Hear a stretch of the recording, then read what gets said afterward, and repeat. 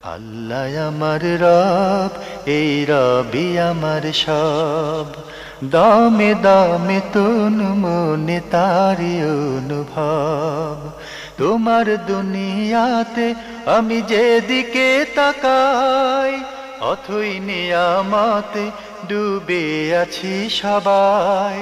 পাক পাখালির গানে শুনি তসবি কলো রব, তসবি কলো রব। আল্লাহ আমার রব, এই রবি আমার সব। আসসালামু আলাইকুম রহমতুল্লাহি আবরাকাতুহু। দূরের এবং কাছের সম্মানিত দর্শক শ্রোতা, অনেক অনেক প্রীতি এবং শুভেচ্ছা জানিয়ে শুরু করছি এনটিভির নিয়মিত আয়োজন লাভ হেলো নিবেদিত আপনার জিজ্ঞাসা। আপনাদের সাথে আছি আমি শরীফ বায়েজিদ মাহমুদ। আর আপনাদের প্রশ্নের জবাব দেওয়ার জন্য স্টুডিওতে উপস্থিত রয়েছেন প্রখ্যাত আলেমে দ্বীন ডক্টর মোহাম্মদ সাইফুল্লাহ। আসসালামু আলাইকুম ওরহমতুল্লাহি ওয়াবারাকাতুহু। দর্শক, এই মুহূর্তে যিনি আছেন আপনার পরিচয় দিয়ে প্রশ্ন করুন। হ্যালো। আসসালামু আলাইকুম। ওয়ালাইকুম আসসালাম রহমতুল্লাহ। কে বলছেন দর্শক থেকে? আমি মোহাম্মদ জুবাইর হোসেন, দক্ষিণ ঢাকা। জি জুবাইর সাহেব, প্রশ্ন করুন। হইল হযরত সাল্লাল্লাহু আলাইহি ওয়াসাল্লাম যে নামাজ আদায় করছেন, ইমাম আবু হানিফা কি এভাবে নামাজ আদায় করছেন কিনা? আর এটা হলো জি, প্রশ্নটা রুকু থেকে দাঁড়ানোর পর হাত কোন অবস্থায় থাকবে? প্রশ্নটা বুঝিনি একটু জুবাইর সাহেব, আপনার প্রথম প্রশ্নটা আমরা ক্লিয়ার বুঝতে পারিনি, আবার বলবেন? আচ্ছা, জি, হযরত সাল্লাল্লাহু আলাইহি ওয়াসাল্লাম যে নামাজ আদায় করছেন, জি, ইমাম আবু হানিফা কি এভাবে নামাজ আদায় করছেন কিনা? আচ্ছা আচ্ছা। দ্বিতীয় প্রশ্ন হলো রুকু থেকে দাঁড়ানোর পর হাত কোন অবস্থায় থাকবে? জি, রুকু থেকে দাঁড়ানোর পর হাত কোন অবস্থায় থাকবে? বাঁধা অবস্থা না সারা অবস্থা? বুঝতে পেরেছেন কি? কথাটা ক্লিয়ার হচ্ছে। রুকু থেকে দাঁড়ানোর পর হাত কোন অবস্থায় থাকবে? হাত কোন অবস্থায় থাকবে? জি জি, বুঝতে পেরেছি। ঠিক আছে, ধন্যবাদ আপনাকে। জি, উনি প্রশ্ন করেছেন হযরত নবী করিম সাল্লাল্লাহু আলাইহি সাল্লাম যেভাবে সালাত আদায় করতেন, ইমাম আবু হানিফার কথা বলেছেন, উনি কি এইভাবেই আজ সালাত পড়তেন কিনা? এটা কিভাবে আমি বলবো? এটি ইমাম রহমতুল্লাহ আলাইহির আমল যারা দেখেছেন তারাই বলতে পারবেন। সেটাই। এই ধরনের কোনো বর্ণনা আমাদের কাছে আসেনি, আমাদের প্রয়োজন নেই। কারণ আমরা ইমাম আবু হানিফা রহমতুল্লাহ আলাইহির সালাতের জন্য মোকাল্লাফ নয়, মানে তার সালাতের অনুসরণ করার জন্য আমরা বাধ্য নই। আমরা বাধ্য হচ্ছি কোরআন এবং সুন্নাহ অনুসরণ করার জন্য। আমাদেরকে বলা হয়েছে সল্লু কামা রাআইতুমুনি উসাল্লি, তোমরা সালাত আদায় করো আমি যেভাবে পড়েছি, আমাকে যেভাবে সালাত আদায় করতে দেখেছো। আর ইমাম রহমতুল্লাহ আলাইহি অত্যন্ত কাছের মানুষ ছিলেন। নবী সাল্লাল্লাহু আলাইহি ওয়াসাল্লাম এর ইন্তেকালের 70 বছর পরে তার জন্ম। সুতরাং ইমাম রহমতুল্লাহ আলাইহি কি কিভাবে সালাত আদায় করেছেন এই প্রশ্ন উত্থাপন করাটাই হচ্ছে অবান্তর। জি, একটা অবান্তর প্রশ্ন। জি জি। উনি আরেকটি প্রশ্ন করেছেন যে সালাতে রুকু থেকে দাঁড়িয়ে হাতটা কি অবস্থায় রাখবেন? রুকু থেকে দাঁড়ানোর পরে সুন্নাহ হচ্ছে সালাতে হাত আবার বাঁধা, হাত বাঁধা। হাত হয়তো বুকের উপর বাঁধবে অথবা বুকের নিচে বাঁধবে, কিন্তু হাত বাঁধবে, এটা হচ্ছে সুন্নাহ। এটা হাদিসের সুস্পষ্ট নির্দেশনা থেকে বোঝা যায়। কিন্তু সালাফদের আমল দুটি সাব্যস্ত হয়েছে, এটা বুঝতে হবে আপনাকে। মানে আমরা অনেকে আছি যে আসলে দিন সম্পর্কে না বোঝার কারণে দিনের কথা বলার ক্ষেত্রে নিজের প্রবৃত্তিকে অগ্রাধিকার দিই, নিজের মন গড়া চিন্তাধারাকে খুব বেশি অ্যাপ্রিসিয়েট করি। বা একজন একটা বলেছে ওইটা কি, যেহেতু সালাফদের আমল সাব্যস্ত হয়েছে, যদিও দলিলের স্পষ্ট প্রমাণ পাওয়া যায় না, সালাফগণ যখন আমল করেছেন সেটাও আমলযোগ্য। আহলে হাদিস অনেকেই আমল করেছেন, সালাফরা অনেকে আমল করেছেন, রুকু থেকে দাঁড়িয়ে তারা হাত ছেড়ে দিতেন। কিন্তু যদি আবার নুসুসের দিকে দেখি, তাহলে নুসুস যেভাবে দিক নির্দেশনা দেয় সেটা হচ্ছে এই, মানে সলাতের ওয়াদা হচ্ছে কিয়াম অবস্থায় মানে হাত বাঁধা। আচ্ছা, সমস্ত নুসুস এটা মানে বুঝায় স্পষ্ট করে যে কিয়াম অবস্থায় সলাতের মধ্যে হাত বাঁধাই হচ্ছে সুন্নাহ। বাকি যেহেতু সালাফদের আমল সাব্যস্ত হয়েছে, যদি কেউ হাত না বাঁধেন সেটাও গ্রহণযোগ্য আমল। গ্রহণযোগ্য আমল যেহেতু সালফে সালেহিনগণ আমল করেছেন, এমন বিষয়কে বিভ্রান্তি অথবা বেদাত অথবা মানে আমলযোগ্য নয় একথা বলার সুযোগ নেই, যেহেতু এই মাসআলাগুলো মিনাল মাসাইল আল ইজতিহাদিয়া, এগুলো হচ্ছে গবেষণালব্ধ মাসআলা, যেগুলো গবেষণা নির্ভর হয়েছে। মাসাইল সম্পর্কে বুঝতে হবে, এগুলো সুস্পষ্ট দলিল এর জন্য নেই। জি, একেবারে সরাসরি এমন কোনো বক্তব্য আসেনি যে বক্তব্যের উপর নির্ভর করে কেউ বলে দেবে যে এটাই হচ্ছে কাতআন, এটাই হচ্ছে একেবারে অকাট্য। জি, জি, অকাট্য বলার সুযোগ নেই। সুতরাং সেক্ষেত্রে যেহেতু এখানে ইজতিহাদের বিষয় রয়েছে, সালাফদের আমল সাব্যস্ত হয়েছে, সালাফদের আমলকেও এখানে কেউ যদি আমল করেন করতে পারবেন, সেটি সুন্নাহ বহির্ভূত বলার সুযোগ নেই। জি। দর্শক, আশা করছি আপনি বুঝতে পেরেছেন জোবায়ের সাহেব যে সালাতে রুকুর পরে হাত বেঁধে রাখাটাই সুন্নাহ দ্বারা প্রমাণিত, কিন্তু সালফে সালেহিনগণ হাত ছেড়েও দিয়েছেন। দুটি আমলই ইসলামে গ্রহণযোগ্য। দর্শকের পরে কে আছেন? আসসালামু আলাইকুম, পরিচয় দিয়ে প্রশ্ন করুন। ওয়ালাইকুম আসসালাম ওয়া রাহমাতুল্লাহি ওয়া বারাকাতুহু। আমার প্রশ্ন হচ্ছে, আমি এবার মসজিদে তারাবির নামাজে গিয়েছিলাম, মহিলাদের ব্যবস্থা আছে। জি।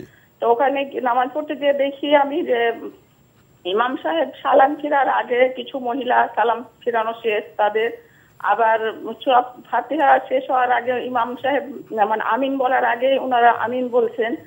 মানে বিভিন্ন ধরনের, আমার মনে হচ্ছে কেমন যেন, মানে বুঝতে পারছি না যে আমি কখনো যাইনি আর কি। আমার কথা হচ্ছে যে আমি যদি পরে কখনো মানে সুযোগ পাই, সেটা আমার তৌফিকে হয় আর কি, তাহলে গেলে মানে কিভাবে নামাজ আমি মানে ইমামের পেছনে যে মানে কি সূরা ফাতিহা তো বলতে হবে, আর অন্য সূরা যখন বলবেন ইমাম তখন তো চুপ থাকতে হবে, শুনতে হবে, মানে আর কি কি বলতে হবে আমাদের, মানে এটা যদি বলতেন। আচ্ছা, নির্দিষ্ট প্রশ্ন করলে ভালো। এটা তো অনেক লম্বা বিষয়। আরেকটা প্রশ্ন হচ্ছে যে আমি শুনেছি যে নদীর মানে পানি, নদীর পানি যেমন পুকুরের পানি, এগুলোতে নদীর পানিতে যেমন অনেক মানুষ ঘোরাফেরা করে, মানে ঘুরে বেড়ায় নৌকা নিয়ে বাইরে। তো একজন আমাকে বলেছে যে মানে ওইভাবে ঘোরাফেরা যাবে না, মানে মানে যাওয়া যাবে না। তো এটা কি ঠিক? নদীতে নৌকায় মানুষ, নদীতে বা সাগরে বা কোথাও যদি নৌকা নিয়ে মানুষ ঘুরে বেড়ায় বা ইয়া করে, তো সেখানে কি প্রশ্নটা কি যাবে না, মানে সেটা হচ্ছে যে সেখানে নাকি যে যাওয়া যায় না, মানে যেতে নিষেধ নাকি আছে। আচ্ছা, ঠিক আছে, জি জি, ধন্যবাদ। আসসালামু আলাইকুম। ধন্যবাদ। আপনার প্রশ্নটা আমি যতটুকু বুঝতে পেরেছি যে সালাতে উনি এবারে তারাবি মসজিদে পড়েছিলেন, যে মসজিদে সালাতের ব্যবস্থা আছে মহিলাদের জন্য। তো সেখানে কিছু কিছু মুসল্লি বোনদের উনি দেখেছেন যে ইমাম সাহেব সালাম ফিরানোর আগেই তারা সালাম ফিরিয়ে ফেলছেন, ওয়ালাদ-দাল্লিন আমিন বলার আগে আমিন বলে ফেলছেন। এটা কি না? এই কাজগুলো শুদ্ধ নয়। জি, ইমাম সাহেব অনুসরণ করতে হবে। ইমাম সাহেব যে কাজটি করেছেন সে কাজটি ইমাম সাহেবের পর করা, জি, এটার নাম হচ্ছে অনুসরণ। জি জি, অনুসরণ হচ্ছে ইমাম সাহেব সালাম ফিরানোর পরে, দুদিকে সালাম ফিরানোর পরে মুক্তাদি সালাম ফিরাবে। ইমাম সাহেব যখন ওয়ালাদ-দাল্লিন শেষ করবেন, তারপরে আমিন শুরু করবেন, তখন ইমাম সাহেবের সাথে আমিন বলবেন। জি, ওই আমিনটা ইমাম সাহেবের সাথেই বলতে হবে। আর বাকি মানে এই বিষয়গুলো সম্পর্কে অবশ্যই সালাতের জন্য আপনাকে সালাতের বিশুদ্ধ বই পড়তে হবে এবং কিভাবে সালাত আদায় করতে হয় এটা বিস্তারিত জানতে হবে। আমাদের এই সংক্ষিপ্ত প্রশ্নোত্তর প্রোগ্রামে আমরা সালাতের পরিপূর্ণ আলোচনা করার মতো সুযোগ আমাদের নেই। জি জি, ধন্যবাদ। আপনি আরেকটি প্রশ্ন করেছেন যে নদীর পানিতে অনেকে যায় ঘোরাফেরা করে, সেখানে কি ঘোরাফেরা করতে যাওয়া, ভ্রমণ করতে যাওয়াটা ঠিক হবে কিনা? নদী পুকুর সবখানেই ভ্রমণ করা যায়, নিষিদ্ধ নয়। কিন্তু রাসূলুল্লাহ সাল্লাল্লাহু আলাইহি ওয়াসাল্লাম ইঙ্গিত করেছেন যে হাদিসের মধ্যে, সেটা হচ্ছে এই যে এখানে আশঙ্কা আছে। অবশ্যই কোনো সন্দেহ নেই। আপনি যদি ফ্লাইটে আকাশে উঠেন তাহলে তো আশঙ্কা আছে, আশঙ্কা রোডে থাকেন রোডে তো আশঙ্কা আছে। মানে এই আশঙ্কার কথা আল্লাহ রাসূল সাল্লাল্লাহু আলাইহি ওয়াসাল্লাম এই জন্য উল্লেখ করেছেন যাতে করে যারা নদী অথবা এই ধরনের আশঙ্কাপূর্ণ জায়গায় সফর করবেন তারা সতর্কতা অবলম্বন করতে পারেন। এটার জন্য, হ্যাঁ, এটা নিষিদ্ধ করার জন্য নয়। আর অপ্রয়োজনীয় মানে সেখানে কোথাও যাতে করে তিনি না যান, কারণ তখনকার সময় এই ধরনের ব্যবস্থা ছিল না। এখন বর্তমানে যেই মনে করেন লঞ্চ, স্টিমার, তারপর আদার্স যে সমস্ত আধুনিক যে সমস্ত মানে ইয়েগুলো এসেছে, বাহনগুলো এসেছে, এগুলো তখন ছিল না। তখন শুধুমাত্র নৌকা জাতীয় ছিল। আর যেহেতু নদীতে জলোচ্ছ্বাস হয়, নদীতে বড় ধরনের ঘূর্ণিঝড় হয়, তারপরে নদীতে সুনামি জাতীয় বিষয়গুলো আসে, সেখানে আল্লাহ রাসূল সাল্লাল্লাহু আলাইহি ওয়াসাল্লাম সতর্ক করেছেন। কিন্তু রাসূলুল্লাহ সাল্লাল্লাহু আলাইহি ওয়াসাল্লামের জীবদ্দশায় সাহাবায়ে কেরামগণ প্রয়োজনে সফর করেছেন। জি জি, সুতরাং এ ধরনের সফর করা হারাম বা নিষিদ্ধ নয়।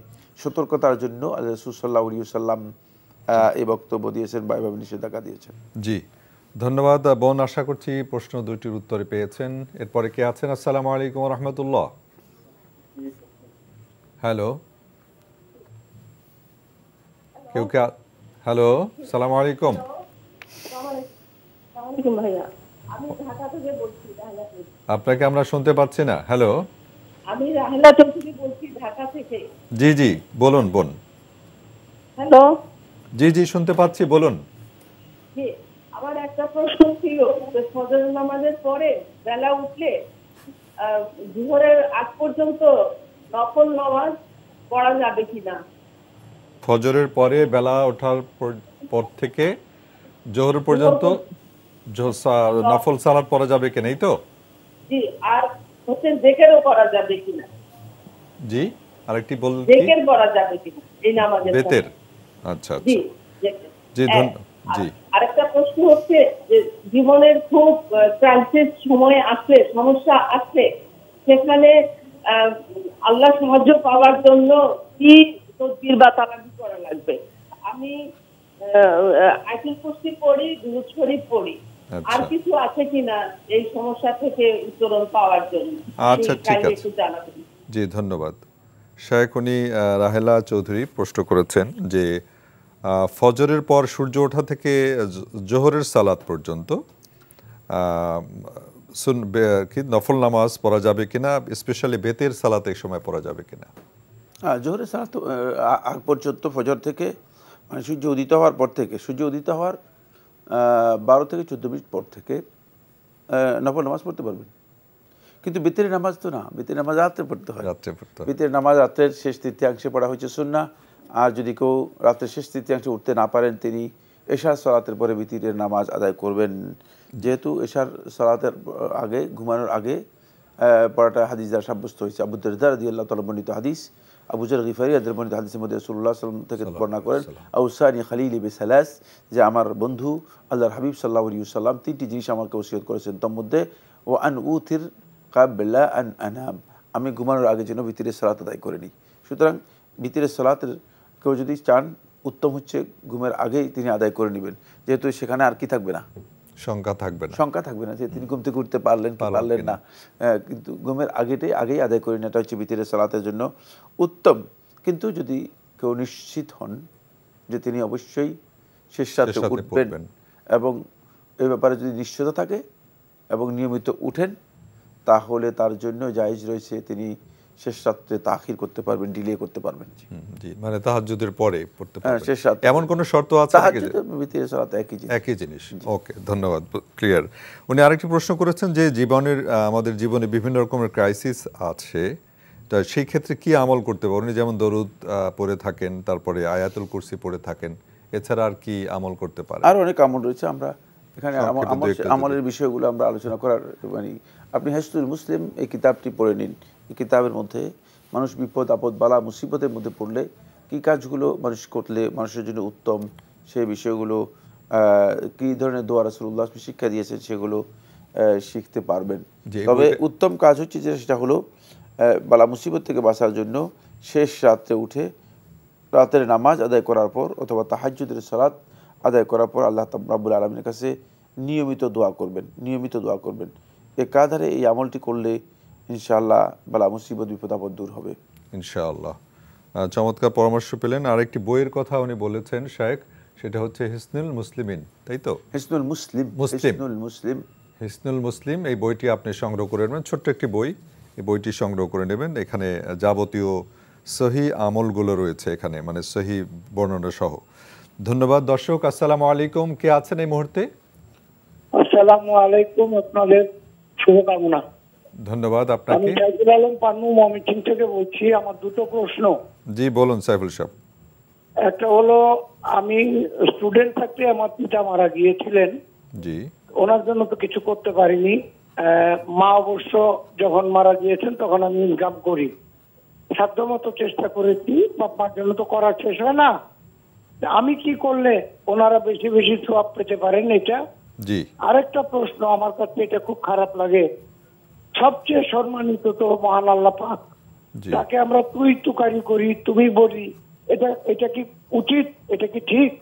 আমার তো মনে হয় আপনি করে বলা উচিত সবসময়। আচ্ছা, জি ধন্যবাদ। জি ধন্যবাদ। জি শেখ, উনি ভাই সাইফুল প্রশ্ন করেছেন, পিতা মারা গেছেন ওনার আগেই, মা মারা গেছেন, তো ওনারা উনি কি আমল করলে, একই প্রসঙ্গ এসে যাচ্ছে, কি আমল করলে পিতামাতা ভালো থাকবেন? প্রথম কথা হচ্ছে পিতামাতার জন্য আল্লাহ সেখানে দোয়া আছে। আল্লাহ সুবহানাহু ওয়া তাআলা আমাদেরকে দোয়া করতে বলেছেন, এবং রাসূলুল্লাহ সাল্লাল্লাহু আলাইহি ওয়াসাল্লাম হাদিসের মধ্যে বলেছেন ওয়ালাদুন সালিহুন ইয়াদউ লাহু, সেই নেক সন্তান যে নেক সন্তান পিতামাতার জন্য দোয়া করবে। সুতরাং দোয়াটা হচ্ছে এখানে সবচেয়ে উত্তম কাজ। যদি আপনি আপনার পিতামাতার জন্য দোয়া করতে পারেন, আপনি সবচেয়ে বেশি সৌভাগ্যবান, কারণ আপনি রাসূলুল্লাহ সাল্লাল্লাহু আলাইহি ওয়াসাল্লাম বক্তব্য অনুযায়ী ওয়ালাদুন সালেহ নেক সন্তানের অন্তর্ভুক্ত হবেন। জি, এর চেয়ে বড় সৌভাগ্যের বিষয় আর নেই। দ্বিতীয়, যদি আপনার সামর্থ্য কুলায় তাদের পক্ষ থেকে দান করতে পারেন, তাদের পক্ষ থেকে সদকা জারিয়া করতে পারেন, আরও অনেক কাজ আছে যেগুলো আপনি তাদের পক্ষ থেকে আদায় করতে পারেন, তাদের পক্ষ থেকে ফকির মিসকিন মানুষদেরকে খাওয়াতে পারেন, এগুলো সবটাই করতে পারবেন। যেগুলো ইসলাম অনুমোদন দেয় সেগুলো করতে কোনো ধরনের বাধা নেই, সেগুলো করতে পারবেন। কিন্তু আপনার নিজের পক্ষ থেকে যেটা করা খুবই সহজ, সেটা হচ্ছে দোয়া করা। আমরা অনেকে দোয়ার ব্যাপারটিকে আমরা খুবই ক্ষুদ্র মনে করে থাকি, খুবই সিম্পল, খুবই সাধারণ মনে করে থাকি। না, ব্যাপারটা এমন নয়। দোয়া হচ্ছে আল্লাহ তাআলার কাছে সবচেয়ে মর্যাদাপূর্ণ কাজ। মানে মা আকরামা শাইইন ইনদাল্লাহি মিনাদ দুআ, আল্লাহ রাব্বুল আলামিনের কাছে দোয়ার চেয়ে কোনো মর্যাদাপূর্ণ বিষয় নেই, মানে এত বেশি মর্যাদা বহন করে থাকে। সুতরাং বেশি বেশি করে তাদের জন্য দোয়া করতে পারেন। জি জি, শারীরিক প্রাসঙ্গিক বিষয় যে অনেকে দেখা যায় যে পিতামাতা ইন্তেকাল করেছেন, ওই নির্ধারিত দিনেই বিশেষ করে ঘটা করে দোয়ার আয়োজন। না, ওইটা সুন্নাহ পরিপন্থী কাজ। যেমন নির্ধারিত দিন বলতে আপনি যেটা চল্লিশা, কুলখানি, হাফজাব, আবার অনেক নাম রয়েছে, এগুলো সবগুলোই সুন্নাহ পরিপন্থী কাজ। এটি করলে সওয়াব হবে না, এতে করলে নিজেও গুনাহগার হবেন আর তিনিও উপকৃত হবেন, বা যেদিন মারা গেছেন এরকম। জি, এগুলোর কোনো বিধান নেই, এগুলো করা জায়েজ নেই, যেগুলো আমাদের সমাজের মধ্যে জি প্রচলিত আছে। জি, আরেকটি প্রশ্ন করেছেন এই ভাই, সেটি হচ্ছে যে আল্লাহ রাব্বুল আলামিন অবশ্যই মহান, তিনি আমাদের স্রষ্টা, তিনি আমাদের কি বলবো, তিনি সব কিছু আমাদের। আল্লাহ আমার রব, এই রবই আমার সব, আমাদের এই অনুষ্ঠানের থিম সং এটি।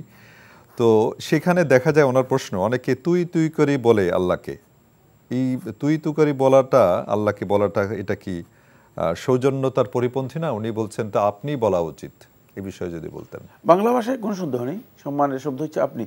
জি, কিন্তু তুই শব্দটি বাংলা ভাষায় আসলে সম্মানার্থে ব্যবহার করা হয় না, যদিও আঞ্চলিকভাবে বিভিন্ন জায়গায় ব্যবহৃত হয়ে থাকে। সুতরাং আল্লাহ রাব্বুল আলামিনের শানে তুই শব্দটি প্রযোজ্য নয়। কিন্তু তুমি শব্দ, এটি ভালোবাসার শব্দ। জি জি, এটি সম্মান এবং ভালোবাসা দুটাকেই কম্বাইন্ড করে। সুতরাং কোনো কোনো ক্ষেত্রে তুমি শব্দটি ব্যবহার হতে পারে। তুমি শব্দ ব্যবহার করলেই যে আল্লাহ তাআলার সম্মান বিনষ্ট হয়ে যাবে, এই বক্তব্য সঠিক নয়। কিন্তু যেহেতু বাংলা ভাষায় আমরা জানি যে বাংলা ভাষার সম্মানের জন্য একটা আলাদা শব্দ রয়েছে, কিন্তু আরবিতে এগুলো নেই, আরবিতে এইসব নেই। আল্লাহুম্মা ইন্নাকা আফুউন, এখানে কোনো অতিরিক্ত শব্দ নেই। সুতরাং সেক্ষেত্রে যেহেতু আরবিতে নেই, বাংলা ভাষায় যদি কেউ তুমি শব্দ ব্যবহার করে গুনাহগার হয়ে যাবে, এ কথা বলার সুযোগ নেই। আর উত্তম হচ্ছে, কোনো সন্দেহ নেই, আপনি বলেছেন যে আপনি শব্দ আল্লাহ তাআলার শানে ব্যবহার করা, আল্লাহ তাআলার মর্যাদার সাথে যেটা খুবই সামঞ্জস্যপূর্ণ, যেটা আল্লাহ তাআলার মর্যাদার সাথে একেবারেই সম্পৃক্ত। জি, কিন্তু তারপরেও যদি কেউ ব্যবহার করে থাকেন আর উদ্দেশ্য যদি আল্লাহ রাব্বুল আলামিনের সম্মানহানি করা না হয়, তাহলে সে ব্যক্তি গুনাহগার হবে, কথা বলার সুযোগ নেই। জি, ধন্যবাদ ভাই সাইফুল ইসলাম, আশা করছি আপনার প্রশ্ন পেয়েছেন। দর্শক এই মুহূর্তে কে আছেন, পরিচয় দিয়ে প্রশ্ন করুন। হ্যালো, আসসালামু আলাইকুম। আসসালামু আলাইকুম। ওয়ালাইকুম আসসালাম। বোন কে বলছেন, কোত্থেকে? জি, আমি ঢাকা থেকে বলছি। জি, প্রশ্ন করুন। আমি যে মানে বলতে আমার প্রশ্নটা হলো যে মহিলাদের উপর কখন কোরবানি ওয়াজিব হয়ে যায়? মহিলাদের উপর কখন কোরবানি ওয়াজিব হয়? জি, কোরবান কখন ওয়াজিব হয়? আচ্ছা, এরপরে প্রশ্ন একটাই। জি জি, ওকে, ধন্যবাদ। শেখ প্রশ্ন পেয়েছেন, মহিলাদের উপর কখন কোরবানি ওয়াজিব হয়? মহিলাদের উপর যদি তারা পরিবারের অন্তর্ভুক্ত হয়, তাহলে কোরবানি ওয়াজিব হবে না, পরিবারের উপরে কোরবানি ওয়াজিব হবে। ওনার জন্য আলাদা কোরবানি ওয়াজিব হবে না। একটি পরিবারের উপর কোরবানি ওয়াজিব হয়ে গেলে তাহলে মহিলারাও এর মধ্যে অন্তর্ভুক্ত হয়ে যাবে।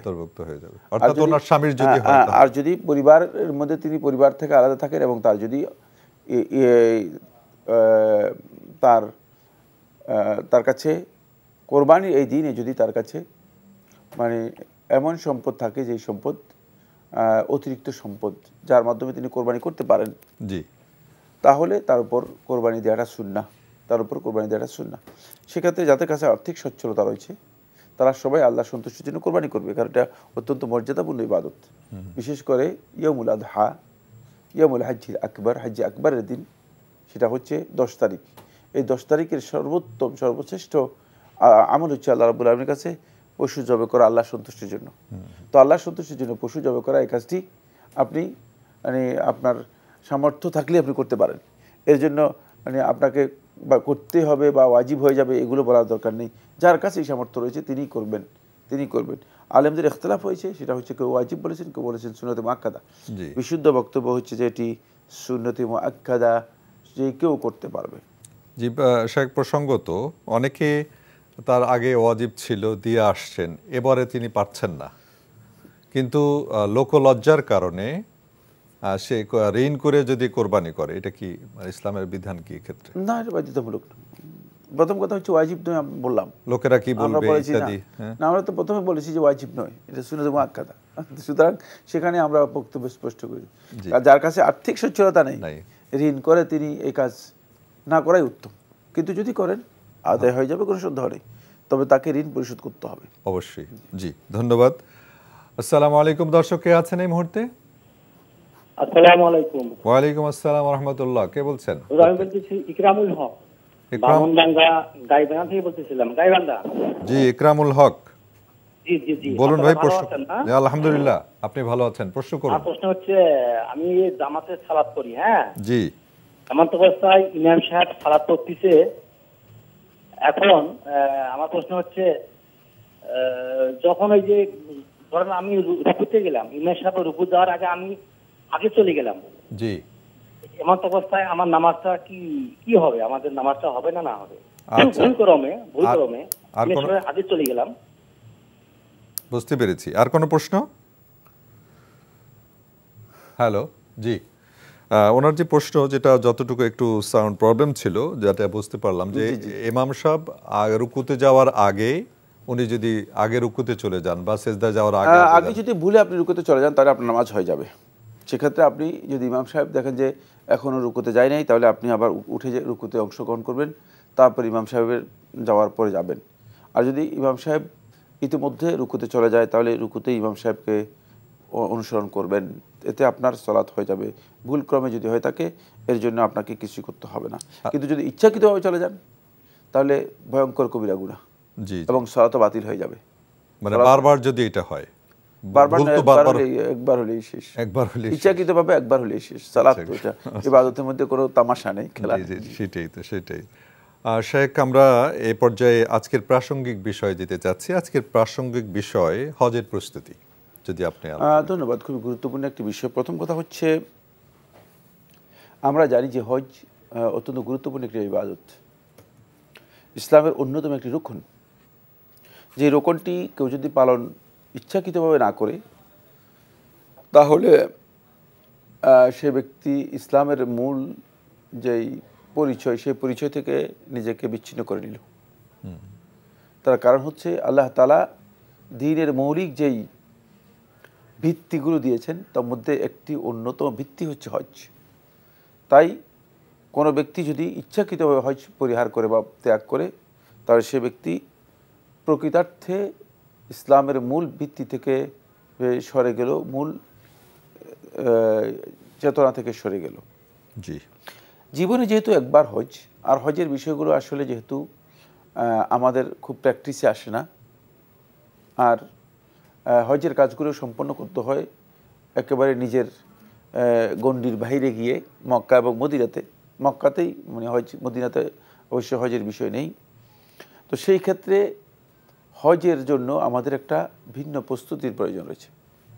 সেই প্রস্তুতির ক্ষেত্রে আমি প্রথমে নৈতিক প্রস্তুতির কয়েকটা কথা বলবো, তারপরে আমি আমলি কিছু প্রস্তুতির কথা বলবো।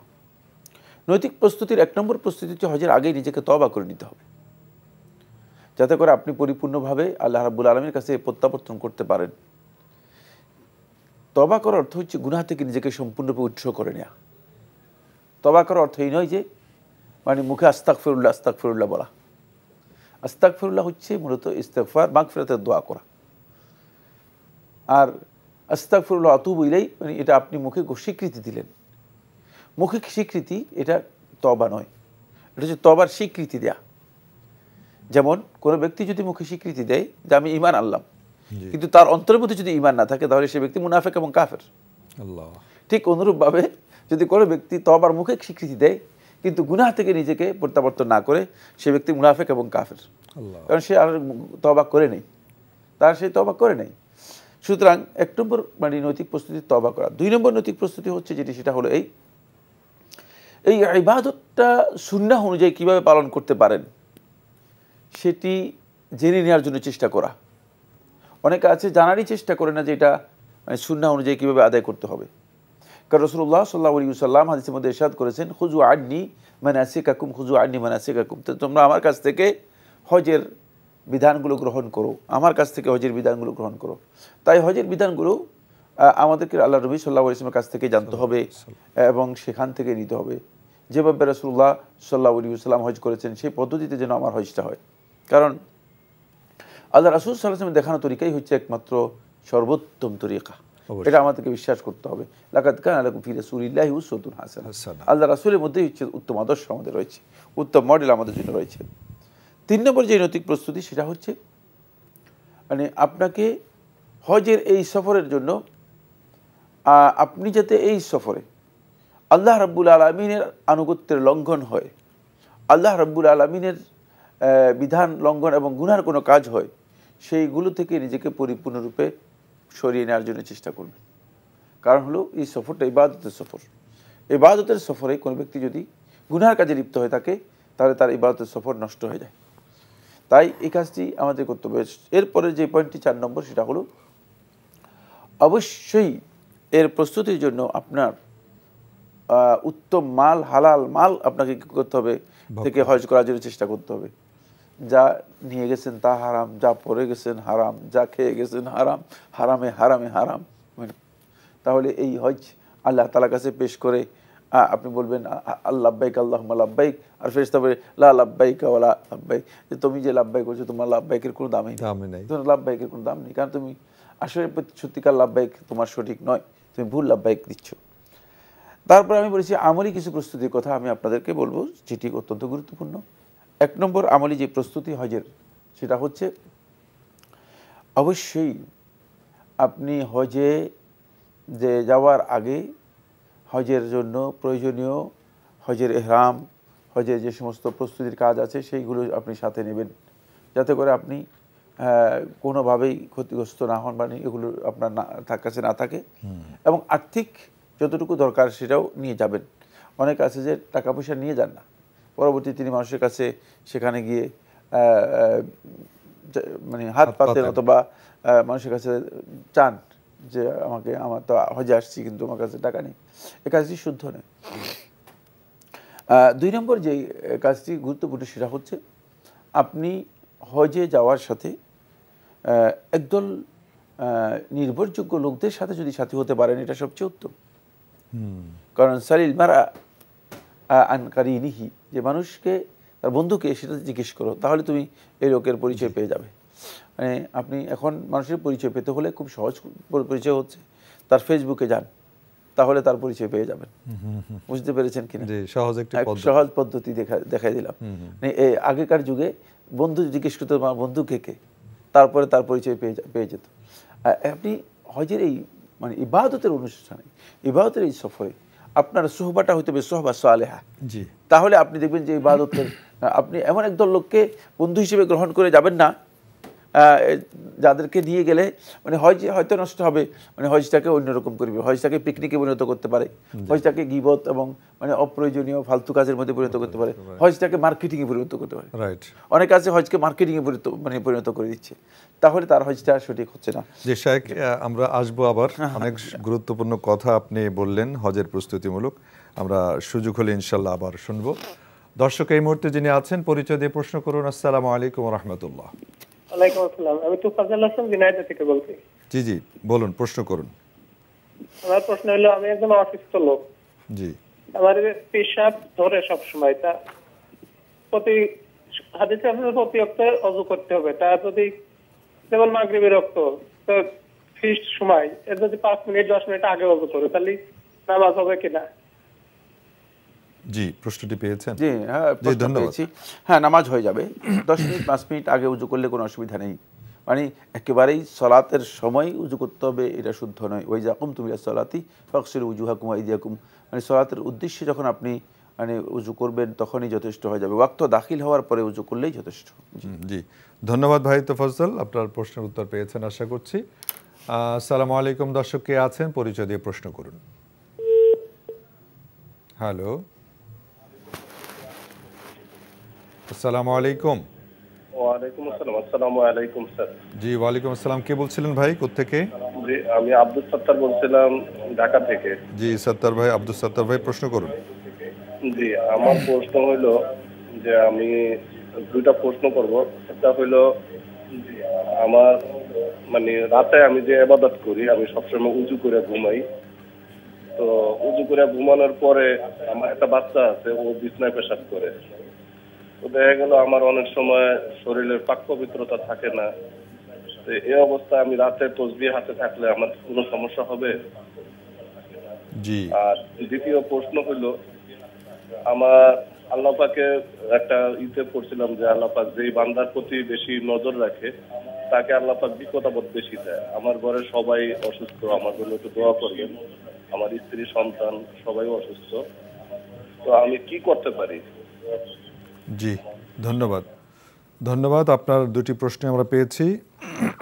সরি, ভাই আব্দুল সত্তার প্রশ্ন করেছেন, উনি রাতে ইবাদত বন্দেগী করেন এবং অজু করে ঘুমান, কিন্তু কখনো ছোট বাচ্চা আছেন যে বাচ্চার পেশাব যদি লেগে যায় সেক্ষেত্রে ওই পেশাব লাগা অবস্থায় যদি উনি ইবাদত বন্দেগী করেন বা তাসবিহ তাহলিল পড়েন সেটা কি হবে কিনা? কোনো অসুবিধা নেই। বাচ্চার পেশাব যদি কোনো কারণে গায়ে লেগে যায় এতে তাসবিহ করতে কোনো ধরনের বাধা নেই, তবে মানে চেষ্টা করা উচিত যেটা সেটা হলো মানে পেশাব লেগে গেলে সেটা থেকে পরিচ্ছন্ন হওয়া। জি, চেষ্টা করা উচিত, সুযোগ থাকলে সেটা করে নেওয়া উচিত। আর আরেকটি প্রশ্ন করেছেন যে আমরা জানি যে যারা আল্লাহমুখী হন বেশি তাদের প্রতি বিপদ পরীক্ষা ইত্যাদি থাকেন। উনি বলেছেন যে ওনার বাচ্চা এবং ওনার পরিবারের অনেকে অসুস্থ, উনি নিজে সহ, তো সেই ক্ষেত্রে উনি ওনার জন্য কি করণীয় আছে, কি করতে পারে? বেশি বেশি করে আল্লাহ রাব্বুল আলামিনের কাছে ধন্যবাদ দিন, আল্লাহ তাআলার কাছে সর্বোচ্চ নিজেকে পেশ করুন। আর আপনি যে বক্তব্য দিয়েছেন সেই বক্তব্য সঠিক নয়, যে প্রথমে যে মুকাদ্দিমা দিয়েছেন ভূমিকা সঠিক নয়, এটা না বললেও চলতো, ইন্ট্রোডাকশনটা না দেওয়াটাই উত্তম ছিল। জি জি জি জি, আমি আর এখানে কথা বললাম না। না না ঠিক আছে, আমি ইঙ্গিত দিয়েছি, মানে কঠিন বিষয়টা আমি ইঙ্গিত দিয়েছি। জি। সেকেন্ড যে পয়েন্টটি সেটা হলো এই সম্ভব হলে অধিক পরিমাণে সদকা করুন, সাদাকা করুন। জি, সম্ভব হলে অধিক পরিমাণে সদকা করুন। আর যদি সদকা করার মতো সামর্থ্য না থাকে তাহলে সদকার যে কাজগুলো সদকা হয়, জি জি জি, কিছু কিছু কাজ আছে সদকা হয় থাকে, এটা আমাদেরকে জানতে হবে। যেমন একজনকে একটা ভালো কথা বলা, এটা সদকা। হাসি মুখে কথা বলা, হ্যাঁ, হাসি মুখে তাবাসসুমুকা আলা ওয়াজহি আকিকা সদকা, তোমার ভাইয়ের মুখে হাসি মুখে কথা বলা এটা সদকা।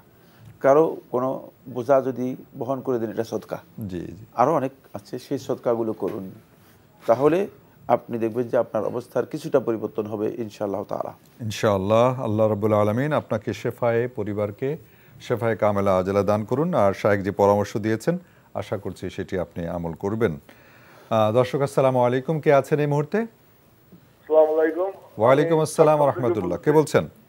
আমি চট্টগ্রাম থেকে বলছি, আতাউল কামাল। জি জি, প্রশ্ন করুন ভাই চট্টগ্রাম থেকে। আমার দুটো প্রশ্ন। প্রথম প্রশ্ন হলো আউযু বিল্লাহি সামিল আলিম মিনাশ শাইতানির রাজিম।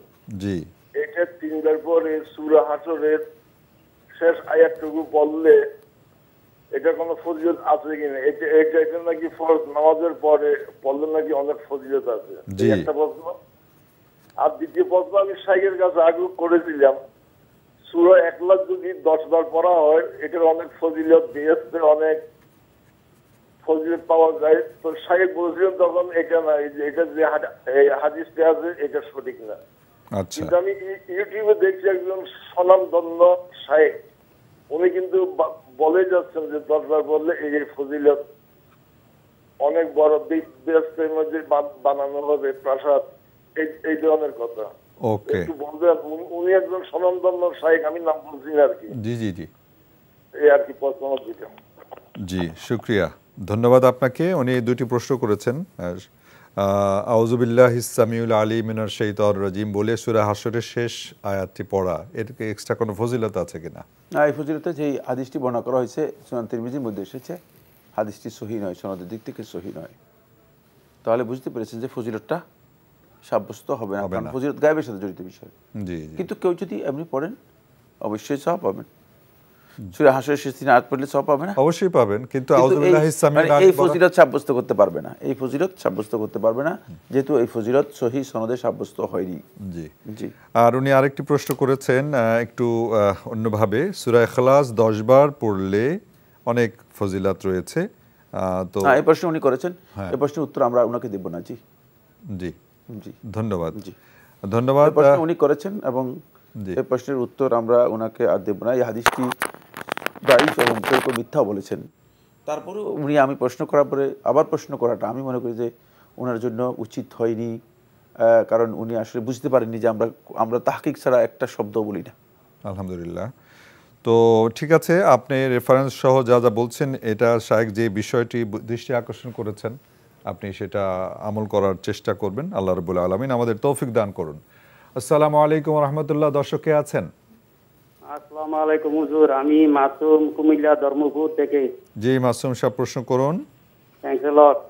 আমার প্রশ্নটি হলো আসমানি কিতাব আল কোরআনের সূরা বাকারা থেকে দলিল আল কোরআন সূরা বাকারা আয়াত নম্বর 193 অধ্যায় 2।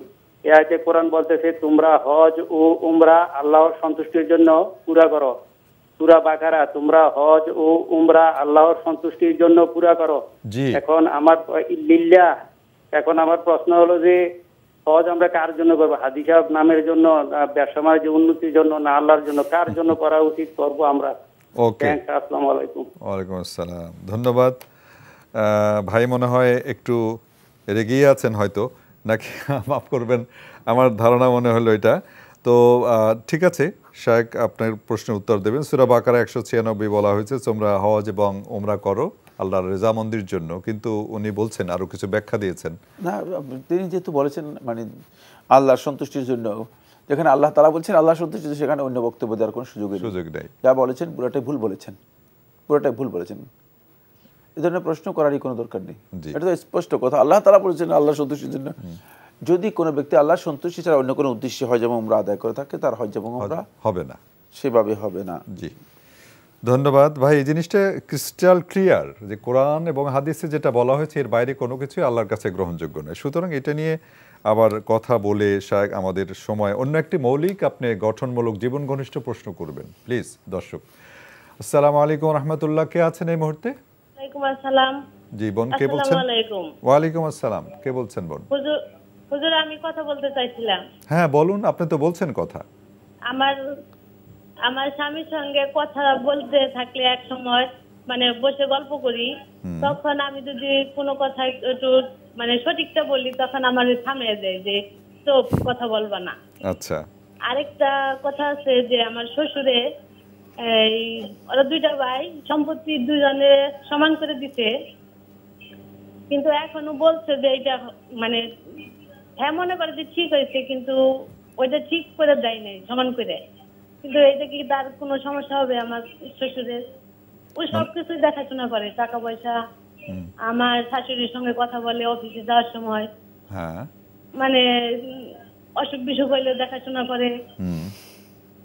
না শ্বশুরের সেকেন্ড বোন আমি একটু আপনারটা বুঝে নেই। সেকেন্ড কোশ্চেনটা বললেন যে শ্বশুর আপনাদের মধ্যে দুই ভাই ও আপনার হাজবেন্ডের দুই ভাই, ওনারা হ্যাঁ, সম্পত্তি হ্যাঁ। ভাগ করে দিয়েছেন? মানে ওই দেখাশোনা বেশি করে, মানে টাকা পয়সা যত কিছু। মানে আপনার হাজবেন্ড বেশি করেন দেখাশোনা? হ্যাঁ, হ্যাঁ। হ্যাঁ, তো প্রশ্নটা কি? মানে এইটাই যে আমার শ্বশুর মানে যে জায়গাগুলো ভালো ওইটা আমার ব্যাপারে দিচ্ছে, ওর একটু মানে কম দিচ্ছে, মানে জায়গা ঠিকই কিন্তু যেটা ভালো না ওইটা ওরে দিচ্ছে। আচ্ছা, বুঝতে পেরেছি। খারাপ কোনো আচ্ছা কিছু হবে? আচ্ছা বোন, বুঝতে পেরেছি যতটুকু। আর আসলে স্পেসিফিক হওয়া দরকার, প্রশ্নগুলো খুব সুস্পষ্ট হওয়া দরকার। ধন্যবাদ আপনাকে। প্রথমে আপনি একটা প্রশ্ন করেছেন যে আপনার স্বামী স্ত্রী গল্প করেন কখনো, যখন একটি সত্য কথা বলেন বা সঠিক কথা বলেন তখন আপনার হাজবেন্ড থামিয়ে দেন। এটা আমরা কি আনসার দিতে পারি শায়েখ? থামিয়ে দিলে থেমে যাবেন। থামিয়ে দিলে থেমে যাবে, থেমে যাওয়াটা ওয়াজিব হয়ে যাবে। থেমে যাবেন। কারণ আপনি কি চাচ্ছেন, আপনি মানে এখানে মানে কি করতে চাচ্ছেন, আপনার এখানে কি কাজ করার আছে? আপনাকে যদি থামিয়ে দেয় আপনি থেমে যাবেন। থেমে যাওয়াটাই হচ্ছে খুবই ভদ্রলোক, মানে খুবই মানসম্পন্ন উন্নত চরিত্রের পরিচয়। জি, আপনার সৌজন্যতা বদান্যতা প্রমাণ করবে। হ্যাঁ হ্যাঁ। আবার যখন সুযোগ পাবেন, যখন উনি কুল থাকবেন, তখন আপনি বলে দেবেন সত্য কথা, অসুবিধা নেই। এটা নিয়ে আবার আমাদেরকে প্রশ্ন করা, শায়েখকে প্রশ্ন করা না। আরেকটি প্রশ্ন করেছেন দ্বিতীয়, যে শ্বশুর ওনার দুই ভাই, ওনারা স্বামী এবং আরেক ভাই আছেন, স্বামীর ভাগ বাটোয়ার করে দিয়েছেন, তো ওনার স্বামী বেশি দেখভাল করেন কিন্তু সমানভাবে দিয়েছেন, আমি যতটুকু বুঝতে পেরেছি। এক্ষেত্রে কি কোনো সমস্যা আছে কিনা? কোনো সমস্যা নেই, তিনি দেখভাল করতেছেন, এই জন্য ইহসান করতেছেন, সওয়াব পাবেন, বেশি সওয়াব পাবেন, বেশি সওয়াব পাবেন। আপনি তো দেখভাল করাটা এটা তার দায়িত্ব। ওয়াবিল ওয়ালিদাইনি ইহসানা, পিতা মাতার প্রতি সৎ ব্যবহার করা এটা ফরজ। জি। সুতরাং তিনি তার ফরজ দায়িত্ব পালন করছেন, আরেকজন দায়িত্ব পালন করছেন না, তিনি দায়িত্ব অবহেলা করলে গুনাহগার হবেন। আর দায়িত্ব পালন করছেন, সওয়াব পাবেন, বেশি সওয়াব পাবেন, বেশি সওয়াব পাবেন। আর তিনি যদি সমান সমান দিয়ে থাকেন, তিনি অতি মানে কোনো গুনাহ করেন নেই, কারণ এটাই বিধান। সন্তানদের মাঝে সমান সমান দেওয়ার ব্যাপারে রাসূলুল্লাহ সাল্লাল্লাহু আলাইহি ওয়াসাল্লাম হাদিসের মধ্যে বলেছেন, ইআদালু বাইনা আওলাদিকুম, তোমরা তোমাদের সন্তানদের উপর জাস্টিস করো। সুতরাং যেখানে আল্লাহ রাসূল সাল্লাল্লাহু আলাইহি ওয়াসাল্লাম স্পষ্ট করে দিয়েছেন, সেখানে আপনি অতিরিক্ত কেন চাচ্ছেন? আর দ্বিতীয়ত অন্যের কাজে ঢুকবেন না, এটা আপনার কাজই না, ঠিক না? এটা আমরা বেশি করি, হ্যাঁ, বেশি মানে অপ্রয়োজনীয় কাজ। বিশেষ করে নারীরা এই কাজ করবেই না। নারীদের দায়িত্ব নয় যে তারা মানে সম্পদ বন্টন এগুলোর মধ্যে ঢুকা, মানে বেতনের মধ্যে ঢুকা, মানে কার কত ইনকাম এগুলোর মধ্যে ঢুকা, এগুলো নারীদের কাজ নয়। এগুলোর কারণে মূলত সংসারের যেই সৌন্দর্য আছে, স্থিতিশীলতা আছে, সংসার যে ইস্তেকরার, মানে এখানকার যেই একটা সহমর্মিতার যে পরিবেশ, মানে প্রশান্তি দিকটা মানে মারাত্মকভাবে ব্যাহত হয়, মারাত্মকভাবে বিঘ্নিত হয়। সুতরাং খেয়াল রাখবেন, এগুলো দরকার নেই, এগুলো আপনার কাজই না, আপনার দরকার নেই। আপনার কাজ হচ্ছে আপনার প্রয়োজনীয় যেটা আছে সেটা আপনি পাচ্ছেন কিনা, এটাই যথেষ্ট। জি জি। না শায়েখ, একটু প্রাসঙ্গিক বলি, এখন হয়েছে কি, বোনেরাও তো ইনকাম করছেন, স্বামীর সংসারে ভূমিকা রাখছেন ইত্যাদি। এই সিচুয়েশনের কারণে আপনার যে প্রসঙ্গটা খুবই মৌলিক একটা বিষয়, কিন্তু এই জিনিসটা যুক্ত হওয়ার কারণে এখন বোনেরাও কিছু ইন্টারফেয়ার করে হাজবেন্ডের পরিবারের ভিতরে। না, তাদের জন্য হারাম, জায়েজ নেই। সে ইনকাম করলে তার ইনকামের বিষয়ে তার কাছেই থাকবে, তার ইনকামের ব্যাপারে তার স্বামীও কিছু বলার সুযোগ নেই। অবশ্যই ইসলামী পদ্ধতিতে আসতে হবে আপনাকে, সেটাই বুঝতে পেরেছেন? ইসলামী পদ্ধতিতে আসতে হবে। ওকে ওকে, ধন্যবাদ বোন, আশা করছি উত্তর পেয়েছেন। এরপরে কে আছেন? আসসালামু আলাইকুম। হ্যালো। জি, আসসালামু আলাইকুম। ওয়ালাইকুম আসসালাম, কে বলছেন? জি ভাইজান, আমি ওই যে হবিগঞ্জ থেকে বলছিলাম, আব্দুল কাদের ফারুক। জি। আমার প্রথম প্রশ্ন হচ্ছে, ওই যে আল্লাহকে খুদা বলা যাবে কিনা? মানে উর্দু বা ফার্সি ভাষায় বা ইরানিরা খুদা বলে, তো ওইটা ঠিক আছে কিনা? আল্লাহকে খুদা বলা যাবে কিনা? আর 2 নম্বর প্রশ্ন হচ্ছে যে আমি শুনছি যে বই ফেলে ওই যে বুকের মধ্যে আইন মিমরা বা এটা যদি আঙ্গুল দিয়ে লেখা হয়, মানে উমর আর কি, তো ওইটা ঠিক আছে কিনা? আর জানাজার নামাজে আমরা ওই যে দাঁড়াই, পায়ের নিচে জুতা দিয়ে, মানে জুতা যদি রাখি, তো ওইটা ঠিক আছে কিনা? এইভাবে নামাজ পড়া যাবে কিনা? ওকে, জানাজার সময় পায়ের নিচে জুতা? জি জি, এটা জুতা রেখে অনেকে পড়ে, ওইটা ঠিক আছে কিনা, না জুতা বাইরে রেখে? ওকে, জি ধন্যবাদ ভাই আব্দুল কাদের, ধন্যবাদ। আপনার 3টি প্রশ্ন আমরা পেয়েছি। আর শায়েখ, উনি প্রথম প্রশ্ন করেছেন আল্লাহকে খোদা বলা যাবে কিনা। আল্লাহকে খোদা না বলাই উত্তম। আল্লাহ তারা বলতে অসুবিধা কোথায়? আপনার প্রবলেমটা কি? মানে মুখের মধ্যে কি আল্লাহ বলাটা ভারী কিনা। জি জি, নাউযুবিল্লাহ মিন যালিক। আর আল্লাহ সুবহানাহু ওয়া তাআলার সত্তার নাম হচ্ছে আল্লাহ। আল্লাহ কোরআনিক ভাষা, কোরআনে এই মানে প্রত্যেকটা শব্দের মধ্যে সওয়াব আছে, খোদার মধ্যে একটা সওয়াব নেই কিছু নেই। আর আল্লাহ তাআলার নাম, জাতের নাম ইসমুল জালালা হচ্ছে মূলত আল্লাহ। তো আপনার নামটা আমি চেঞ্জ করে দিই, আপনি রাজি হবেন কিনা? রাজি হবেন কিনা? না, সেটা তো হবে না। তো সুতরাং আল্লাহ রাব্বুল আলামিনকে খোদা না বলাটাই হচ্ছে মানে উত্তম, কোনো সন্দেহ নেই, সর্বোত্তমই। আলেমদের মধ্যে এই মাসালায় খেলাফ হলেও যেহেতু আল্লাহ জাল্লা শানুর নামের ক্ষেত্রে খোদা শব্দটি প্রয়োগ করা অর্থগত দিক থেকেও যথার্থ নয়, সুতরাং এটি উচিত নয়। জি, অনেক লম্বা আলোচনা রয়েছে, জাস্ট বলে দিলাম, এটা লম্বা একটি বিষয়। জি, ধন্যবাদ। সরি, আরেকটি প্রশ্ন করেছেন এই ভাই আব্দুল কাদের, যে ভয় পেলে অনেকে আইন মিম র বা এটাই মনে হয় বলেছেন বুকে লেখেন, এটা কি ঠিক আছে কিনা? না, এটি সুন্নাহ সম্মত নয়। সুন্নাত সম্মত নয়, এটি বেদাতি তরিকা। যদি মনে করে থাকেন যে এর মাধ্যমে তিনি ভয় পাবেন না, তাহলে শিরক হয়ে যাবে। জি জি, তাহলে কি হবে? অর্থ কি আইন মিম র? ওমর আর কি, ওমর। ওমর মানে মানুষ মনে করে থাকেন যে ওমর রাদিয়াল্লাহু তাআলা সম্পর্কে একটা হাদিস আছে, আচ্ছা, যে ইজা ফাজ্জা তারিকান ফাজ্জা শাইতানু তারিকান আখার। আচ্ছা, ওমর রাদিয়াল্লাহু তাআলা যখন যে রাস্তা দিয়ে চলতেন, শয়তান সেই রাস্তা, শয়তান তাহলে দেখে অন্য রাস্তায় চলতেন। তো মানুষ মনে করে থাকে শয়তানের পক্ষ থেকে ভয়টা যদি হয়, আর ওমরের নাম লিখে দিলে তাহলে শয়তান আস্তে করে সরে যাবে, ভয় পেয়ে যাবে। এই বক্তব্য একেবারেই ভিত্তিহীন, একেবারেই হাদিস দ্বারা প্রমাণিত নয়। বাকি যদি মনে করে থাকেন যে এতে কোনো ব্যক্তি অসুস্থতা অথবা ভয় থেকে নিরাপত্তা লাভ করবে, তাহলে এই আকীদা কুফরি হবে অথবা শিরক হবে। জি, ধন্যবাদ। অনেক মজার একটি বিষয় জানতে পারলাম।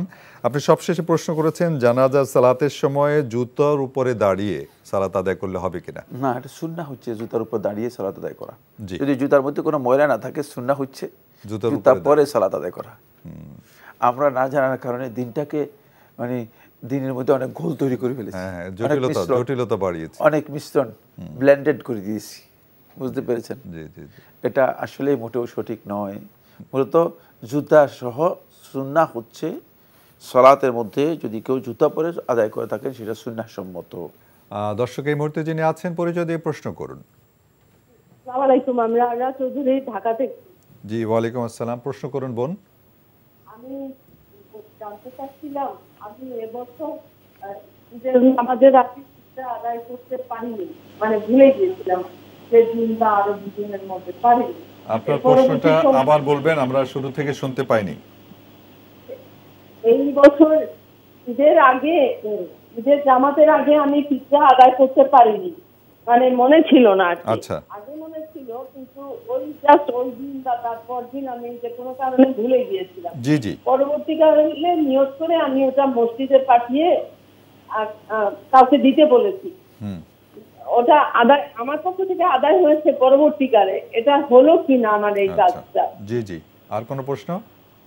জি, আর একটা আছে, সেটা হচ্ছে আমি ওই যে মহিলাদের কোরবানির বিষয়ে আমি শুনলাম এই অনুষ্ঠানে, কিন্তু আমার ব্যাপারটা হচ্ছে আমি আত্মনির্ভরশীল, মানে আমার স্বামী সন্তান কেউ নাই, কিন্তু আমার আয়ের আছে আল্লাহর রহমতে, আমি চলতে পারছি।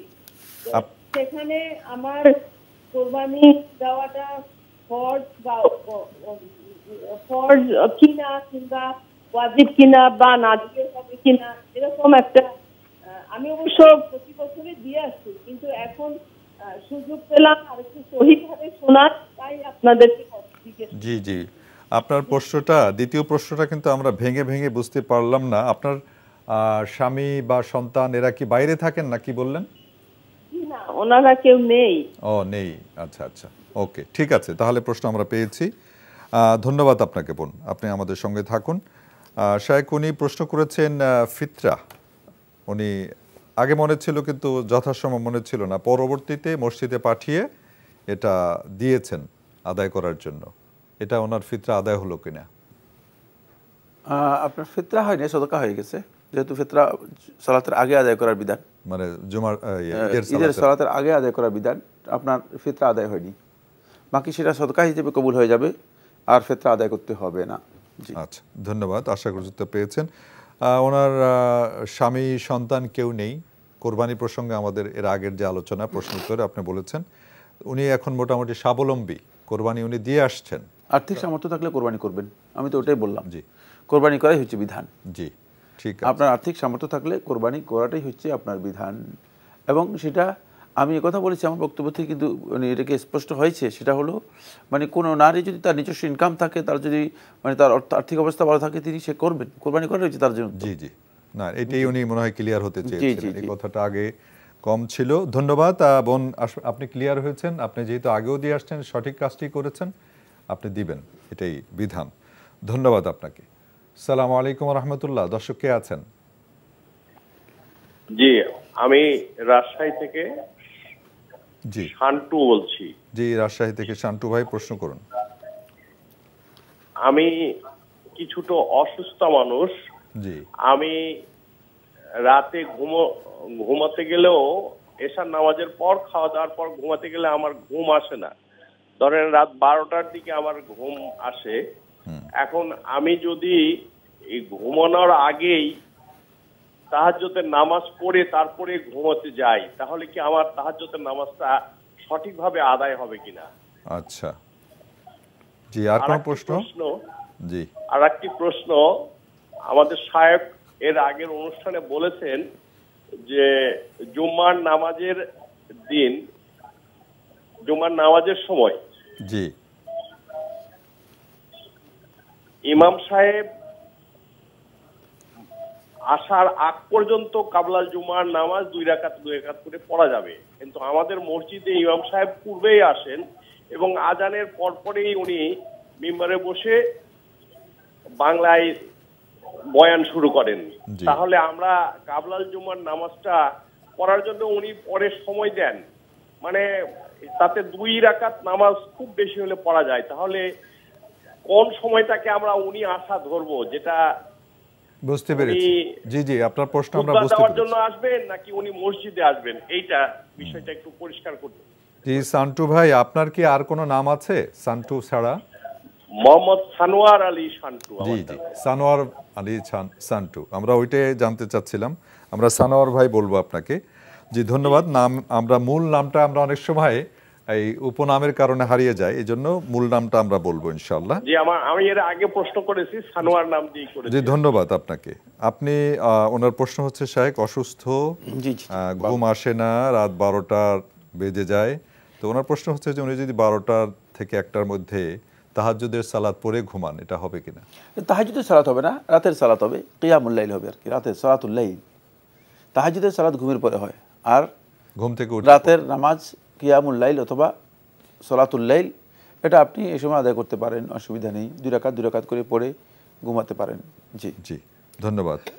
এরপরে উনি আরেকটি প্রশ্ন করেছেন, জুমার নামাজে কাবলাল জুমা 2 রাকাত করে পড়তে পারেন, আপনি বলেছিলেন, আপনাকে কোট করেছেন, কিন্তু ওনার মসজিদের ইমাম সাহেব উনি তো এসেই আজানের পরপরই বয়ান শুরু করেন এবং অবশ্য পরে সময় দেয় কাবলাল জুমা পড়ার জন্য। তো ওনারা কখন থেকে কাবুল জুমা আসলে পড়বেন? এবং যদি ইমাম সাহেব চলে আসে আর পড়ার কোনো সুযোগ নেই, এটা ইমাম সাহেব আপনাদের ক্ষতি করে দিয়েছে, ইমাম সাহেব আপনাদের ক্ষতি করে দিয়েছে, সুতরাং আর পড়ার সুযোগ নেই। জি, তখন আপনি কি করবেন? কাজ হচ্ছে আপনি মসজিদে আসার পরে 2 রাকাত নামাজ পড়বেন, নামাজ পড়ে বসে যাবেন, আর কিছুই না, শুধুমাত্র 2 রাকাত পড়বেন। জি, তাহিয়াতুল মসজিদ, তাহিয়াতুল মসজিদ 2 রাকাত পড়ে মসজিদে বসে যাবেন। এরপরে ইমাম সাহেব এর কারণে আপনি আর পড়তে পারেননি। জি জি ধন্যবাদ ভাই, আশা করছি আপনার প্রশ্নের উত্তর পেয়েছেন। এরপরে কে আছেন? আসসালামু আলাইকুম রাহমাতুল্লাহ। দর্শক ওয়ালাইকুম আসসালাম। আসসালামু আলাইকুম। কে বলছেন? ওয়ালাইকুম আসসালাম। হ্যালো, আমার প্রশ্ন হচ্ছে, জামাতে নামাজ আদায় করার সময় যুযু ভঙ্গ হয়, তাহলে আমার করণীয় কি? আচ্ছা, আরেকটি কোশ্চেন, সালাতুত তাসবিহ নামাজ আদায়ের সময় 300 আর 4 রাকাতের নামাজ 300 আর তাসবিহ পড়া লাগে, এখানে যদি তাসবিহ কম বেশি হয় তাহলে কি সালাতটা আদায় হবে? আচ্ছা, 300 বার তাসবিহ। জি ধন্যবাদ, ধন্যবাদ আপনাকে। শায়েখ, জামাতে সালাত আদায়ের সময় অজু ভঙ্গ হলে উনি কি করবেন? জামাতে আদায় করছেন সালাত, জামাতে সালাত আদায় করছেন, ওযু নষ্ট হয়ে গিয়েছে, নাক বাম হাত দিয়ে নাক ধরবেন, নাক ধরে সোজা বের হয়ে যাবেন, উজু করে আসবেন, উজু করে এসে আবার জামাতে অংশগ্রহণ করবেন। খুবই সহজ, যেখানেই জায়গা পান সেখানে দাঁড়িয়ে যাবেন, পেছনে দাঁড়াবেন, যেখানে পাবেন সেখানেই। এই জায়গায় আসতে হবে বাধ্যতামূলক না, যতটুকু ইমাম সাহেবের সাথে পেয়েছেন ততটুকু সালাত শেষ করবেন, আর বাকিটা নিজে পূর্ণ করে দেবেন, নিজে পূর্ণ করে দেবেন। ওনার পিছনে যে মুসল্লি ছিলেন তার দায়িত্ব কি ফাঁকা জায়গাটা পূর্ণ করা? মুসল্লিরা ফাঁকা জায়গা পূর্ণ করবে, সেটা মুসল্লিদের মাসআলা। জি, মুসল্লিরা শিখে নিতে হবে। জি জি, মসজিদে যাবেন, একটা মাসআলাও শিখবেন না, এত সহজ ব্যাপারটা। মানে এটা মানে আমরা অনেকটা মনে করেছি যে মানে এমনিতেই আমি মুসলিম হয়ে গেলাম আর কি, না কিছু নিয়ম কানুন ইবাদত তো শিখতে হবে। মুসলমানের ঘরে জন্মেছি তো, আর কি দরকার নেই। জি, আল্লাহ আমাদের কবুল করুন। জি, সালাতুত তাসবিহতে যদি কোনো কারণে 300 বার তাসবিহ না পড়া হয় তাহলে কি সালাতুত তাসবিহ হবে কিনা? এই মাসালা আমি উত্তর দিব না, তার কারণ হচ্ছে আগে জিজ্ঞেস করা দরকার যে তাসবিহ সালাত পড়বো কিনা। সালাতুত তাসবিহ সালাতটাই বাতিল, এটা শুদ্ধ নয়। এই মর্মে যে রেওয়ায়তটি রয়েছে এটি হাদিস দ্বারা প্রমাণিত হয়নি, সহিহ নয়। জি, এখন তাসবিহের সংখ্যা নিয়ে আমি আলোচনা করার আগে তো জানতে হবে যে আসলে সালাতুত তাসবিহ ঠিক আছে কিনা। জি, আর আপনি নিশ্চিত হয়েছেন সালাতুত তাসবিহ, মানে এখন আপনি প্রশ্ন করতেছেন যে সালাতুত তাসবিহের যদি কোনো কারণে তাসবিহ বেশি হয়ে যায় অসুবিধা হবে কিনা। না, সালাতুত তাসবিহটাই শুদ্ধ নয়। এই মর্মে যে রেওয়ায়তটি এসেছে শেখুল ইসলাম ইবনে তাইমিয়া রাহমাতুল্লাহি আলাইহি এটাকে বাতিল বলেছেন এবং এটাই শুদ্ধ, তাহকিক হচ্ছে এটি বাতিল। জি, ধন্যবাদ শেখ আপনাকে। দর্শক আশা করছি প্রশ্নের উত্তর পেয়েছেন। এরপরে কে আছেন দর্শক? আসসালামু আলাইকুম। হ্যালো, আসসালামু আলাইকুম। আসসালামু আলাইকুম। ওয়ালাইকুম আসসালাম। বোন কে বলছেন? আমি ঢাকা থেকে বেগম বলছি। ওয়ালাইকুম সালাম। আপনার টিভির ভলিউমটা কমিয়ে নেন প্লিজ, টিভির ভলিউমটা কমিয়ে নেন। ঢাকা থেকে বেগম বলছি। জি, প্রশ্ন করুন। প্রশ্ন হলো, উজু করে যদি ফজরের 2 রাকাত কিংবা যে কোনো টাইমে ঘুমিয়ে পড়ে ঘুমের থেকে উঠে গিয়ে আবার নামাজ পড়া যাবে উজু করা ছাড়া? জি, আর কোনো প্রশ্ন? আর একটা প্রশ্ন হলো, একটা কোনো একটা সমস্যার জন্য একটা ছাগল মানত করেছিল যে আমার সাহেব যেটা দিবে, যে ওরা অসুস্থ, আমার বউ সন্তান অসুস্থ, আমি এটা দিব সাদাকা। এটা কি মানে ফ্যাক্টরিতে যে শ্রমিকরা আছে তাদের মাঝে জবাই করে বন্টন করে দেওয়া যাবে, নাহলে রান্না করে খাওয়াই দেওয়া যাবে? আচ্ছা, ঠিক আছে, ধন্যবাদ। আপনার প্রশ্ন পেয়েছি। বোন প্রশ্ন করেছেন যে অজু করে ঘুমিয়ে গিয়েছিলেন, ঘুম থেকে উঠে বিনা অজুতে কি সালাত আদায় করা যাবে? না, ঘুম উজু নষ্ট করে। ঘুম যদি একবারে ঘুমিয়ে যান, পরিপূর্ণ ঘুমিয়ে গেলে উজু নষ্ট হয়ে যায়। সুতরাং আবার উজু করতে হবে, তারপরে সালাত আদায় করতে হবে, সেটা যদি ঘুমটা পরিপূর্ণ হয়। জি জি জি, ধন্যবাদ। এরপরে আপনি আরেকটি প্রশ্ন করেছেন যে ওনার কোনো একটা সমস্যার কারণে বা সন্তান সুস্থতা ইত্যাদির জন্য ছাগল মান্যত করেছিলেন।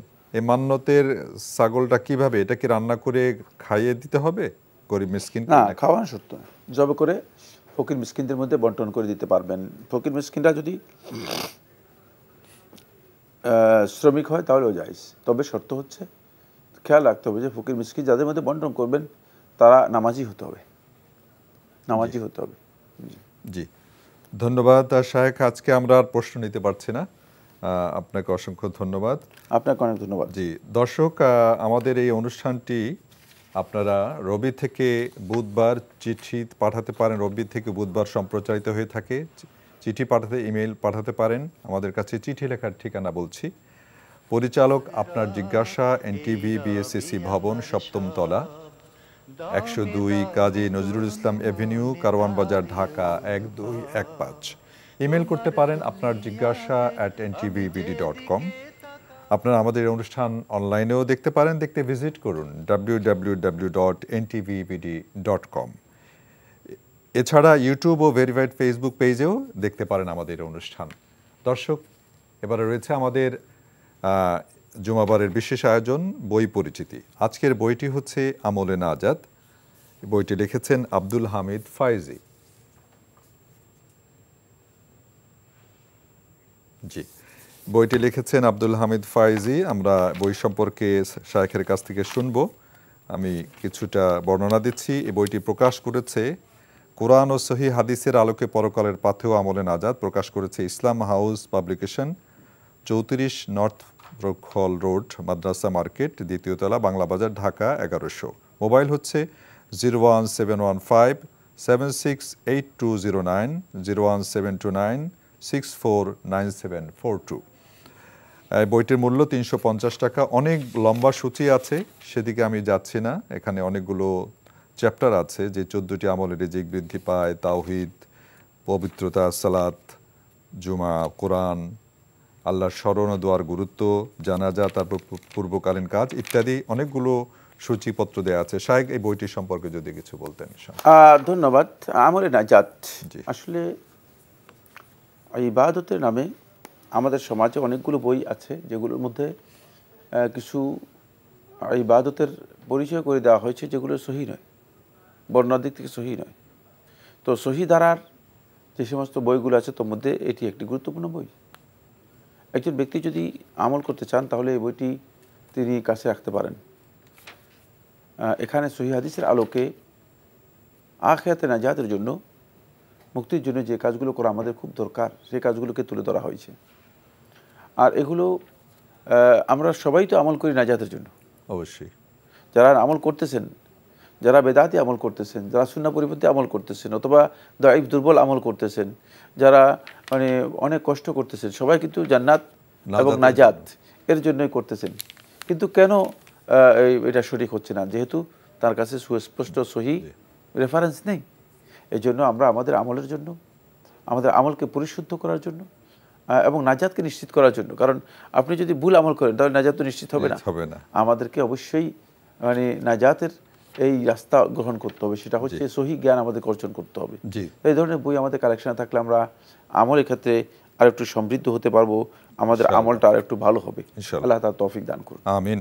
ধন্যবাদ। দর্শক, আপনারা এই বইটি কিনতে পারেন। বইটির মূল্য, গায়ের মূল্য 350 টাকা। আপনারা, আমরা নাম্বার বলেছি, আগে যোগাযোগ করতে পারেন। আল্লাহ রাব্বুল আলামিন আমাদেরকে সঠিক আমল করার তৌফিক দান করুন। শায়েখ আজকে অনেকগুলো প্রশ্নের উত্তর দিয়েছেন দর্শকদের এবং বই সম্পর্কে আলোচনা করেছেন, প্রাসঙ্গিক বিষয় চমৎকার আলোচনা করেছেন। আমরা সময়ের অভাবে পুরোটা আলোচনা করতে পারিনি। আপনাকে অসংখ্য ধন্যবাদ। আপনাকে অনেক অনেক ধন্যবাদ। দর্শক, আজকের অনুষ্ঠান আমরা শেষ করব। আলহামদুলিল্লাহ, আজকে অনেকগুলো প্রশ্নের আমরা আনসার জেনেছি শায়েখের কাছ থেকে। অনেক বিভ্রান্তি আমাদের সমাজে রয়েছে। আল্লাহ রাব্বুল আলামিন আজকের জানার আলোকে আমাদের মানার তৌফিক দান করুন। আল্লাহ রাব্বুল আলামিনের মেহেরবানিতে গত রাতে বৃষ্টি হয়েছে, বিভিন্ন জেলায় বৃষ্টি হচ্ছে। আল্লাহ রাব্বুল আলামিনের কাছে প্রার্থনা করি তিনি যেন আমাদের থেকে এই যে তীব্র গরমের প্রচণ্ড তাপদাহ এ থেকে যেন আমাদেরকে মুক্তি দান করেন এবং অনাবৃষ্টি বা ঝড়, বন্যা, খরা থেকে যেন আমাদেরকে রক্ষা করেন। এই কামনা করে আগামীতে কোনো অনুষ্ঠানে দেখা হবে। সে পর্যন্ত আল্লাহ রাব্বুল আলামিন আপনাদের সবাইকে ভালো রাখুন, সুস্থ রাখুন, নিরাপদে। আসসালামু আলাইকুম ওয়া রাহমাতুল্লাহি ওয়া বারাকাতুহু। আমার রব, এই রবি আমার সব, দামে দামে তুন মনে তারি অনুভব। আল্লাহ আমার রব, এই রবি আমার সব, দামে দামে